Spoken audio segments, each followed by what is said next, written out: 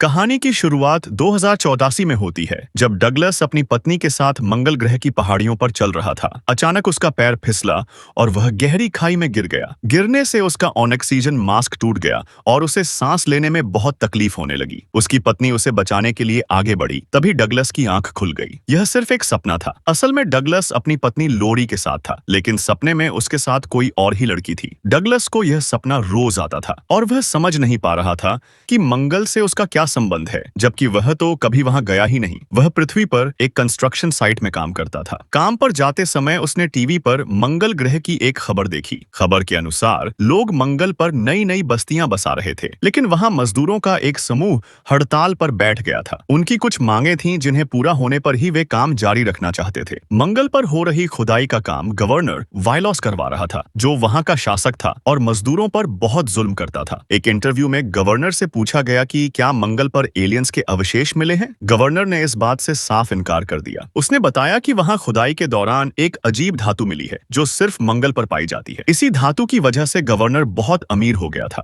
Douglas जब train से अपने काम पर जा रहा था, उसने रिकॉल नाम की एक कंपनी का विज्ञापन देखा। यह कंपनी दिमाग में नकली यादें डालती थी जो बिल्कुल असली लगती थीं। लोग पैसे खर्च किए बिना अपनी मनपसंद जगह जैसे मंगल या चांद पर घूमने का अनुभव ले सकते थे। डगलस को यह विज्ञापन बहुत दिलचस्प लगा। उसे लगा कि उसके सपने का संबंध इस कंपनी से हो सकता है। विज्ञापन में एक सीक्रेट एजेंट बनने का विकल्प भी था, जिसमें एक लड़की को बचाना था। यह लड़की बिल्कुल वैसी ही दिखती थी जैसी उसे अपने सपनों में दिखती थी। डगलस ने उस कंपनी में जाने का फैसला किया। जब उसे मशीन में डाला जाने वाला था, अचानक डगलस हिंसक हो उठा और डॉक्टरों पर हमला करने लगा, जैसे उसके अंदर कोई और ही व्यक्ति जाग गया हो। डॉक्टरों ने बड़ी मुश्किल से उसे बेहोश किया। कंपनी के मालिक को यह सब बताया गया और उन्होंने डगलस को उसके घर छोड़ दिया। होश में आने पर डगलस ने लोरी को सब कुछ बताया, रिकॉल कंपनी, मशीन और अपने अजीब सपनों के बारे में। लोरी ने उसे शांत करते हुए कहा कि यह सब उसका भ्रम है और किसी ने उसके दिमाग से छेड़छाड़ नहीं की। लेकिन डगलस ने अपने हाथों का खून दिखाया और कहा कि यह सब सच है। जब डगलस हाथ धोने वॉशरूम गया, लोरी ने चुपके से एक सीक्रेट एजेंट को कॉल करके बुलाया। जैसे ही डगलस बाहर आया, लोरी ने उस पर हमला कर दिया। डगलस के हाथ अपने आप चलने लगे, जैसे उसकी कोई मसल मेमोरी हो। उसने आसानी से लोरी को हरा दिया और उसे गन पॉइंट पर लेकर पूछा,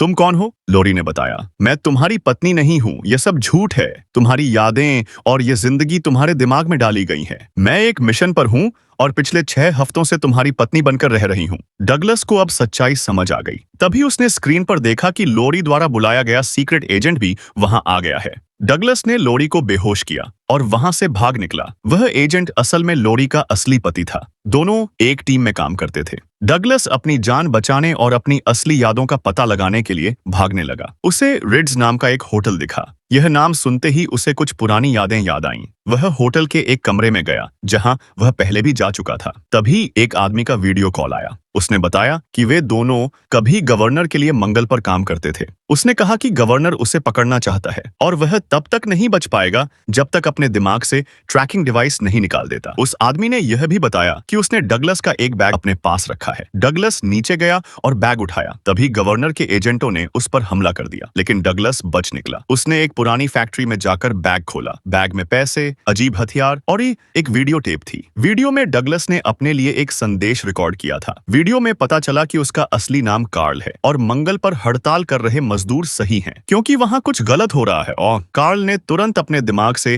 ट्रैकिंग डिवाइस निकाला और मंगल जाने का फैसला किया। बैग में मंगल की एक टिकट भी थी। कार्ल अपना रूप बदलकर मंगल पर पहुंचा। उधर सीक्रेट एजेंट को भी पता चल गया कि कार्ल मंगल पर गया है। वह भी उसका पीछा करते हुए मंगल पहुंच गया। कार्ल जल्दी से ट्रेन में चढ़कर एक कॉलोनी में पहुंचा। यह कॉलोनी डोम से ढकी थी ताकि अंदर ऑक्सीजन रहे। कॉलोनी में जाकर कार्ल एक होटल में गया, जहां उसके लिए पहले से एक नोट था कि उसे मेलिना से मिलना है। एक टैक्सी ड्राइवर ने उसे मेलिना के पास पहुंचाया। वहां पहुंचकर कार्ल ने देखा कि बहुत से लोग बीमार हैं और उनका चेहरा अजीब हो गया है। टैक्सी ड्राइवर ने बताया कि डोम कमजोर है, जिसकी वजह वजह से बाहर के वातावरण का बुरा असर लोगों पर पड़ रहा है। जब कार्ल ने मेलिना को देखा तो वह हैरान रह गया, क्योंकि यह वही लड़की थी जो उसके सपनों में आती थी। मेलिना उसे देखकर गुस्सा हुई और कहा कि वह उसे छोड़कर क्यों चला गया। कार्ल ने उसे अपनी कहानी बताई, लेकिन मेलिना ने उस पर भरोसा नहीं किया और उसे गवर्नर का एजेंट समझकर बंदूक तान दी। कुछ देर बाद एक डॉक्टर आया और कार्ल से कहा कि यह सब सच्चाई नहीं, बल्कि वह अभी भी रिकॉल मशीन में है। उसने कहा कि मशीन में कुछ गड़बड़ी आ गई है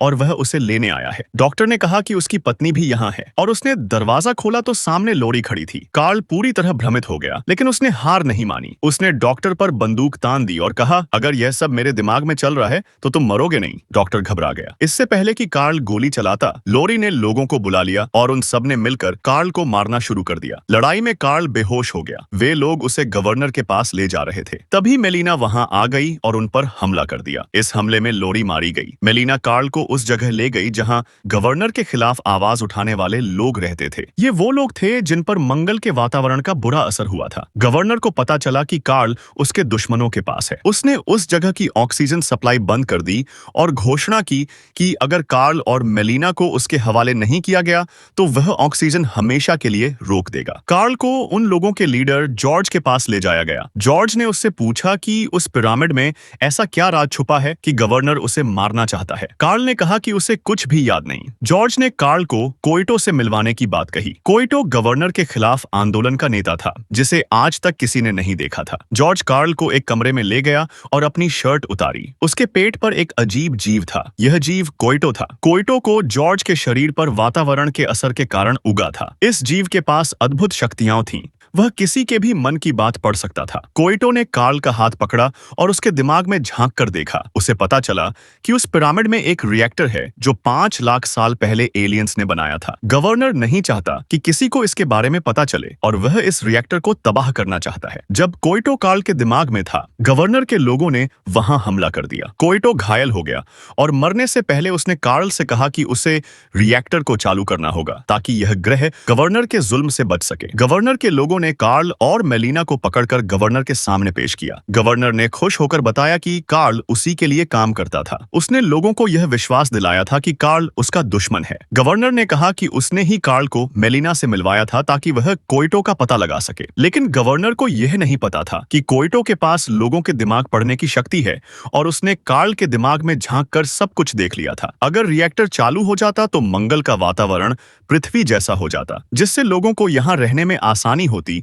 और गवर्नर का राज खत्म हो जाता। गवर्नर किसी भी कीमत पर रिएक्टर को चालू नहीं होने देना चाहता था। उसने अपने लोगों को कार्ल और मेलिना के दिमाग से सारी यादें मिटाने का आदेश दिया। लेकिन अब कार्ल एक अच्छा इंसान बन चुका था। उसने किसी तरह अपना हाथ छुड़ाया और सभी डॉक्टरों को मार दिया। कार्ल और मेलिना पिरामिड के अंदर पहुंचे, लेकिन वहां उन्हें कुछ नहीं मिला। अचानक गवर्नर का एक गुंडा एक बड़ी ड्रिल मशीन से उन पर हमला करने लगा। कार्ल ने एक छोटी ड्रिल उठाई और बड़ी मशीन की फ्यूल पाइप पर वार करता रहा। आखिरकार उसने पाइप में छेद कर दिया, जिससे मशीन रुक गई। कार्ल ने ड्राइवर के दरवाजे में ड्रिल करके उस गुंडे को भी मार डाला। मेलिना ने बताया कि पीछे की दीवार टूट गई है और अंदर एक बहुत बड़ा रिएक्टर है। जैसे ही वे ऊपर गए, बहुत से गुंडों ने उन पर गोलियां चला दी, लेकिन कार्ल को कुछ नहीं हुआ क्योंकि वह सिर्फ एक हाईटेक होलोग्राम था। असली कार्ल ने पीछे से उन पर हमला कर दिया और बहुत से गुंडों को मार दिया। अब सिर्फ गवर्नर का खास आदमी बचा था जो लिफ्ट में चढ़कर भागने लगा। कार्ल भी लिफ्ट में कूद गया। दोनों के बीच जबरदस्त लड़ाई हुई। कार्ल ने उस गुंडे को उठाकर नीचे फेंक दिया, लेकिन वह किनारे से लटक गया। जब कार्ल उसका हाथ छुड़ाने आया तो उसने कार्ल को भी पकड़ लिया। कार्ल ने खुद को पीछे खींचा और गुंडा दीवार और लिफ्ट के बीच आकर बुरी तरह घायल हो गया। लिफ्ट कार्ल को सीधा रिएक्टर के बटन के पास ले गई। गवर्नर वहां पहले से एक बम के साथ मौजूद था। उसने कार्ल को रोकने की कोशिश की, लेकिन मेलिना ने पहुंचकर गवर्नर पर कई गोलियां चला दी। घायल हालत में भी गवर्नर ने बम एक्टिवेट कर दिया, पर कार्ल ने उसे दूर फेंक दिया। धमाके की वजह से गवर्नर और उसके आदमी बाहर की तरफ गिर गए जहां शील्ड नहीं थी और वे मंगल के वातावरण के कारण प्रभावित होने लगे। कार्ल भी गिरने वाला था, लेकिन उसने रिएक्टर को चालू कर दिया और मेलिना के साथ बाहर गिर गया। वे भी प्रभावित होने लगे, लेकिन तभी रिएक्टर ने काम करना शुरू कर दिया। सारे ग्लेशियर पिघल गए और मंगल पर ऑक्सीजन आनी शुरू हो गई। समय के साथ वहां का वातावरण पृथ्वी जैसा हो गया और कार्ल और मेलिना ठीक होने लगे। मंगल ग्रह अब इंसानों के रहने लायक पूरी तरह बन चुका था। कार्ल को यह सब देखकर बहुत खुशी हुई, लेकिन उसे डर लगा कि कहीं यह भी उसके दिमाग का भ्रम तो नहीं। तभी मेलिना उसके करीब आई, जिससे वह समझ गया कि यह सपना नहीं बल्कि हकीकत है। यहीं पर फिल्म खत्म होती है। कहानी आपको कैसी लगी हमें कमेंट में जरूर बताएं। वीडियो को लाइक और शेयर करें और चैनल को सब्सक्राइब करना न भूलें। जल्द ही मिलेंगे एक और नई वीडियो के साथ। धन्यवाद।